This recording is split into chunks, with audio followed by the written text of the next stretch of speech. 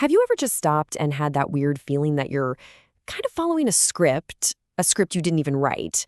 That your choices, your thoughts, maybe even your dreams are being shaped by something just behind the curtain? Well, today we are pulling that curtain back. We're going to dig into the source material to ask a huge question. Who or what are the architects of our reality? Wow. This quote, it just cuts right to the bone, doesn't it? The core idea here is that the ultimate trap isn't some complicated lie. It's actually a very simple one, the idea that we're already totally free.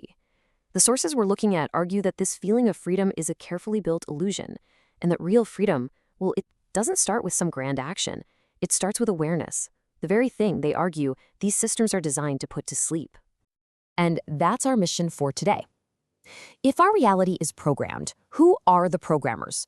We're going to break down 4 major architects that the source material points to, everything from the giant social systems we're born into, all the way down to the code of life itself.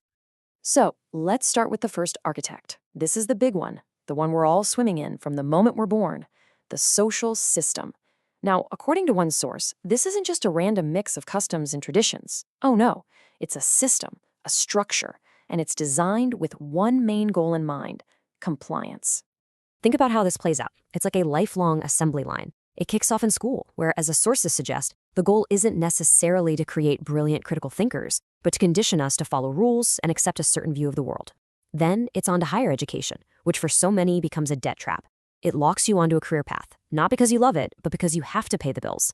And all along the way, you have these social pressures. You need the likes, you need the promotion, you need the approval. Our self-worth gets totally tangled up in how well we play by the rules. And the end product? A predictable, manageable population. All right, let's zoom in a bit. From the giant social system to something we use every single day, every single moment, without even thinking about it. Language. The linguistic code. The sources we're looking at make a powerful case that the very words we use can be structured to build our reality, direct our thoughts, and nudge our behavior. A perfect example of this is something called neurolinguistic programming, or NLP. The sources explain that it all started with a really fascinating question. What makes some people just amazing communicators?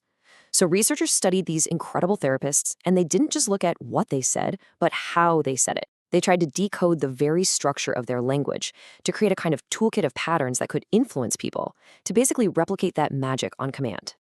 So here's how a piece of this works in the real world. There's a language pattern called mind reading. Someone might say to you, I know you're starting to get curious about this. Now, do they really know that? No, of course not. But by saying it, they create this little bubble of shared understanding. It kind of bypasses your normal critical thinking and builds a connection, which makes you way more open to what they're going to say next. It's subtle, but it is incredibly powerful. And if you zoom out, you see this on a massive scale with what one source calls the scripted message.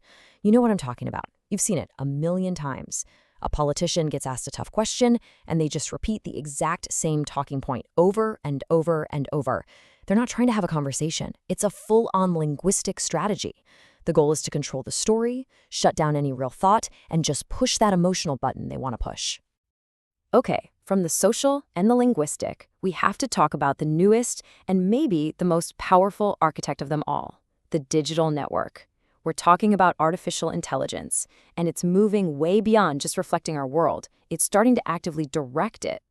The engine driving this whole thing is generative AI. And the key phrase here, the one you really got to get, is without direct supervision.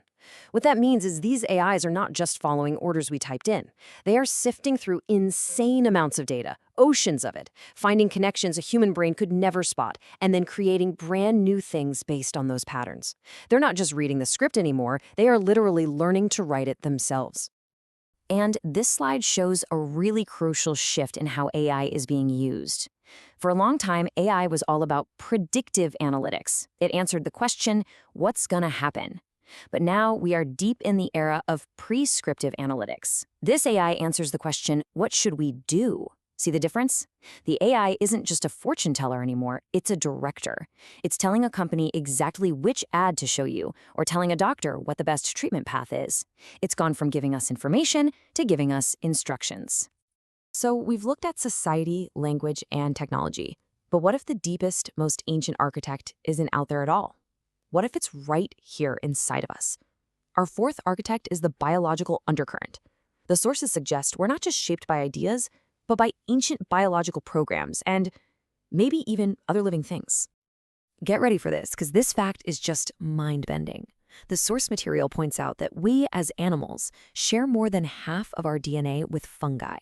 And as the mycologist Paul Stamets points out, the structure of mycelium, that underground web of mushrooms, it's like a blueprint for the universe. You see that same branching, networked pattern in the neural pathways of our brain, in the cosmic web of dark matter, and even in the way we built the internet. It's like there's a shared, intelligent design woven into everything.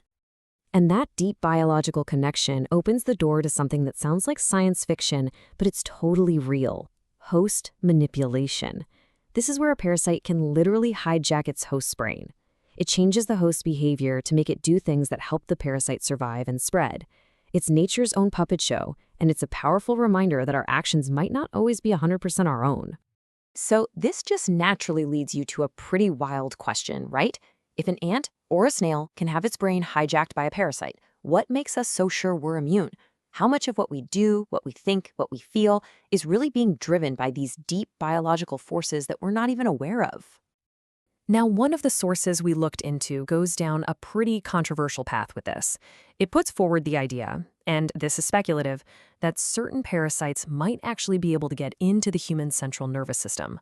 The theory goes that if that happened, an infection could potentially change our behavior, mess with our thinking, and maybe even alter our personality at a fundamental level, all without us ever knowing why.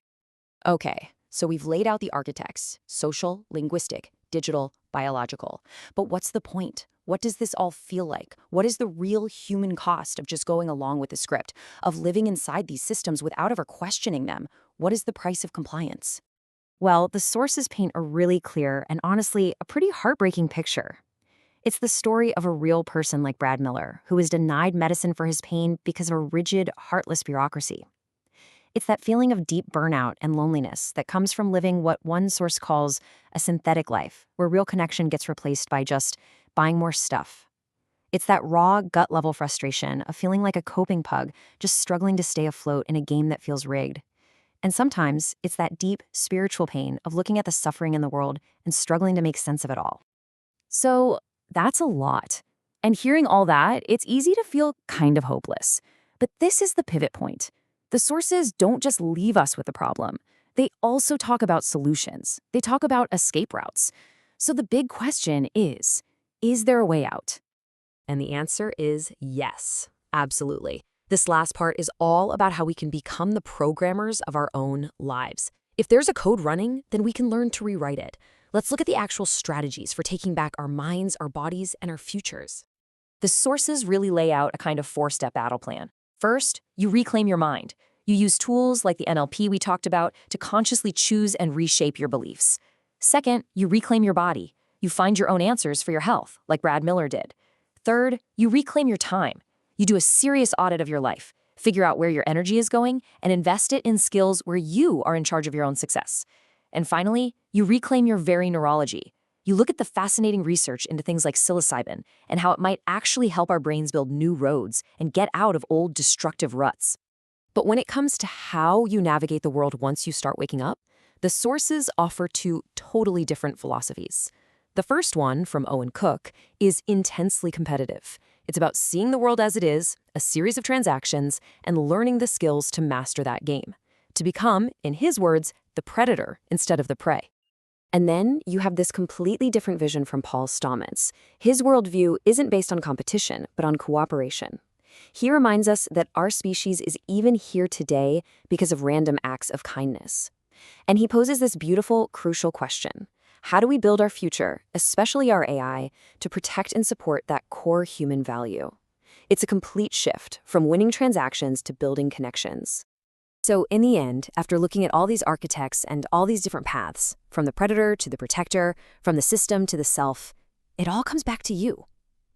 We leave you with this one final question to really think about. Look at your life. Which script are you living by? And more importantly, who is the offer?